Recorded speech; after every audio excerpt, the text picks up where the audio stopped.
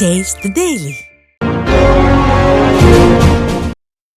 தமிழகத்தில் அதிமுக பொதுச் செயலாளர் எடப்பாடி கே பழனிசாமி தலைமையில் புனித ஆட்சி மலரும் என அதிமுக முன்னாள் அமைச்சர் ஆர்.பி. உதயகுமார் தெரிவித்துள்ளார்.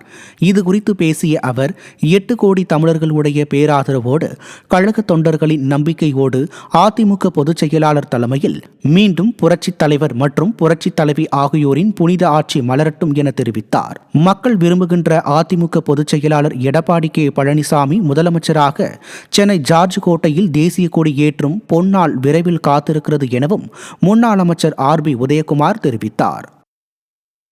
புரட்சித் தலைவர் எடப்பாடி அவருடைய நல் வழிகாட்டுதலோடு தொண்டர்கள் உழைப்பால் 8 கோடி தமிழர்களுடைய பேர் ஆதரவோடு இருவரும் தெய்வங்களுடைய நல்ல ஆட்சியோடு நம்முடைய புரட்சித் தலைவர் எடப்பாடியுடைய தலைமையிலே மீண்டும் மலரட்டும் புனித ஆட்சி, புரட்சி தலைவரின் திருநாமத்தை சொல்லுகிற ஆட்சி, புரட்சி தலைவி அம்மாவின் திருநாமத்தை சொல்லுகிற புனித ஆட்சி, இந்த அன்னை தமிழக மக்கள் விரும்புகிற ஆட்சி, இந்த அன்னை தமிழக மக்கள் விரும்புகிற, வரவேற்கிற, ஏற்றுக்கொள்கிற, பாராட்டுகிற புரட்சி தலைவர் எடப்பாடியார் மீண்டும் முதலமைச்சராக சென்ட் ஜார்ஜ் கோட்டையிலே தேசிய கொடி ஏற்றுகிற அந்த பொன்னான நாள் மிக விரைவிலே மலர இருக்கிறது. காலம் கனிந்து வந்து கொண்டிருக்கிறது.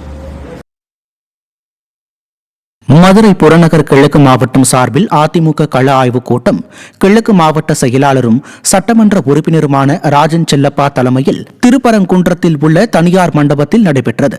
இந்த கூட்டம் முன்னாள் அமைச்சரும் கழக துணை பொதுச் செயலாளருமான நத்தம் விஸ்வநாதன், முன்னாள் அமைச்சரும் கழக அமைப்பு செயலாளருமான செம்மலை ஆகியோர் முன்னிலையிலும் நடைபெற்றது. இந்த கூட்டத்தில் முன்னாள் அமைச்சர்கள் நத்தம் விஸ்வநாதன் மற்றும் செம்மலை ஆகியோர் கழக நிர்வாகிகளுக்கு ஆலோசனை வழங்கி சிறப்புரையாற்றினர். இந்த கூட்டத்தில் சட்டமன்ற உறுப்பினர் பெரிய புல்லான், தகவல் தொழில்நுட்ப பிரிவின் மாநில செயலாளர் ராஜ் சத்தியன், மாவட்ட எம்ஜிஆர் இளைஞரணி செயலாளர் வக்கீல் ரமேஷ், தகவல் தொழில்நுட்ப பிரிவின் மாநில துணைத் தலைவர் கௌரி சங்கர் உள்ளிட்ட கழக நிர்வாகிகள் கலந்து கொண்டனர். அரசு மருத்துவமனைகளில் காலியாக உள்ள 5000த்திற்கும் மேற்பட்ட மருத்துவ பணியிடங்களை நிரப்புதல் உள்ளிட்ட கோரிக்கைகளை வலியுறுத்தி தமிழ்நாடு முழுவதும் மருத்துவர்கள் நூதன போராட்டத்தை அறிவித்தனர். ஆட்கள் பற்றாக்குறையால் கூடுதல் பணிச்சுமையுடன் வேலை பார்க்கும் நிலையில் மருத்துவ சேவைக்கு உரிய மரியாதை இல்லாதது வருத்தமளிக்கிறது என தமிழ்நாடு அரசு மருத்துவர்கள் சங்கம் தெரிவித்தது. நோயாளிகளின் எண்ணிக்கைக்கு ஏற்ப மருத்துவர், செவிலியர் பணியிடங்களை புதிதாக உருவாக்குதல் உள்ளிட்ட கோரிக்கைகளை வலியுறுத்தி நூதன போராட்டத்தில் ஈடுபட முடிவெடுத்துள்ளனர்.